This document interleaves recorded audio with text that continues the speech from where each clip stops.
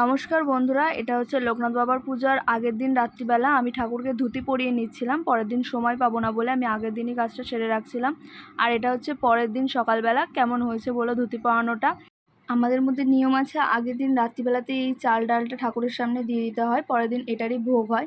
আর এই যে আমি আমার ছোট্ট গপুকে রেডি করে নিয়েছি, ওকে পরে একদম সময় পাবো না রেডি করার, তার জন্য ওর খাবারও দেওয়া হয়ে গেছে সকালের। এই যে আমি একটু চা বিস্কুট খেয়ে নিচ্ছি, আর এদিকে কাকিমা সকালবেলার যে রান্নাবান্নাগুলো হবে ঠাকুরের সেগুলো কাটাকুটি করছে। আর যা রান্না হবে সেগুলো এই ঠাম্মাটা করবে, ঠাম্মাটা রেডি করে নিচ্ছে। আর ঠাকুমাটার সাথে আরেকটা ঠাম্মা এসছে। সকালবেলা যে ভোগটা দেওয়া হবে সেটা রেডি হয়ে গেছে, এইটা হচ্ছে কাকিমা করেছে, আমি সব সাজিয়ে গুছিয়ে দিয়েছি। এখানটা ফাঁকা লাগছিলো বলে দিদি বললো চল তাহলে আলপনা দিয়ে দিই একটু, ও আলপনাটা দিয়েও দিচ্ছে। দেখো কত সুন্দর হয়েছে। তারপরে এই শাড়িটা, এই ব্লাউজটা, এই জুয়েলারিগুলো আমি আজকে পরবো তাই দেখাচ্ছি, কিন্তু এই জুয়েলারিগুলো আমার আর পরা হয়নি এত গরমে। আমি রেডিও হয়ে গেছি আর বেরিয়ে পড়েছি একটু মিষ্টি কিনতে। এই যে যাচ্ছি আমরা মিষ্টি কেনার জন্য, একটু সময় ছিল না তাও একটু সময় বার করা হয়েছে। আর এই যে আমাদের ব্যান্ডেল চার্চ দেখিয়ে দিলাম, ব্যান্ডেল চার্চের সামনে দিয়ে যাচ্ছি বলে এদিকে চলেও এসেছি সুইট সেন্টার, এখান দিয়ে মিষ্টিটা কিনে নেব।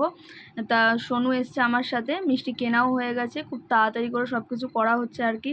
বাড়িতে চলে এসেছি, এসে দেখি চলে এসছে বকা। বকা মানে হচ্ছে আমাদের যে পুরোহিত, ওর নাম বকা, আমাদের পাশের বাড়িতেই থাকে, আমার কাকার ছেলেও খুব ভালো পুজো করে, তাই এবারের পুজোটা আমরা ওকে দিয়েই করাচ্ছি।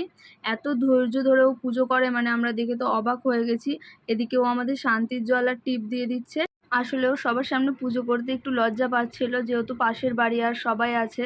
তাও ওকে আমরা বলেছি, অনেক রিকোয়েস্ট করেছি বলে ও করছে। এই যে আমি এখানে টিকা নিয়ে নিচ্ছি, শান্তির জলও নিয়ে নিচ্ছি, আর ওকে আমি বলছি যে এই অশান্তির জীবনে তুই কি শান্তির জল দিচ্ছিস।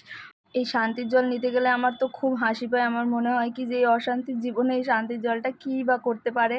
এদিকে সোনুও চলে এসছে। এই শান্তির জল আর টিপটা নেওয়া হয়ে গেলে আমাদের খিচুড়ি ভোগটা আর কি দেওয়া হবে, তার জন্যই তাড়াতাড়ি করা হচ্ছে। এদিকে বড়দিও চলে এসছে, আর ও টিপ পরে নিল। তারপর আমাদের খিচুড়ি ভোগ রেডিও হয়ে গেছে। এটা হচ্ছে চুমকি কাকিমা মানে পুরোহিতের মা, আর ওদিকে সব ভোগ দেওয়া হয়ে গেছে। এদিকে স্টার্ট হয়ে গেছে আমাদের আরতি, দিদি ভিডিও করছে, আর এটা হচ্ছে দিদির বান্ধবী। সৌরভদা এখানে শঙ্খ বাজাচ্ছে আর কি, আমরা লিপস্টিক পরে আছি বলে সৌরভদা বললো দে আমি বাজিয়ে দেবো, কত ভালো ছেলেটা বলো তো। এদিকে বকা আরতি করে নিচ্ছে, তারপরে আমাদের আর কি পুজো শেষ হয়ে যাবে। এই আরতির পরে আমাদের সবাইকে প্রসাদ দিয়ে দেওয়া হবে। এদিকে আমি প্রসাদ নিয়ে বসেও পড়েছি খাওয়ার জন্য। এদিকে মাসিরাও প্রসাদ খাচ্ছে, গল্প করছে। তারপর সবাইকে বসিয়ে দেওয়া হলো, অনেকটা বেলা হয়ে গেছিলো তাই সবাইকে বসিয়ে দেওয়া হয়েছে ভোগ খাওয়ানোর জন্য। ওরা ভোগ খেয়ে নেওয়ার পর এবার বসে পড়লাম আমরা। এদিকে আমাদের ভোগে কি হয়েছিল, খিচুড়ি হয়েছিল, বেগুনি হয়েছিল, আর এদিকে সরবদা দেখো কিরকম আমাকে দুবার করে খিচুড়ি দিয়ে যাচ্ছে, আর আলুর দম হয়েছিল। তারপরে লাস্ট পাতে হয়েছিল চাটনি, আর আমি চাটনি দিতে বলেছি বলে আমাকে চাটনি দিয়েই যাচ্ছে, ওরা চাটনি দেওয়া শেষ হচ্ছে না।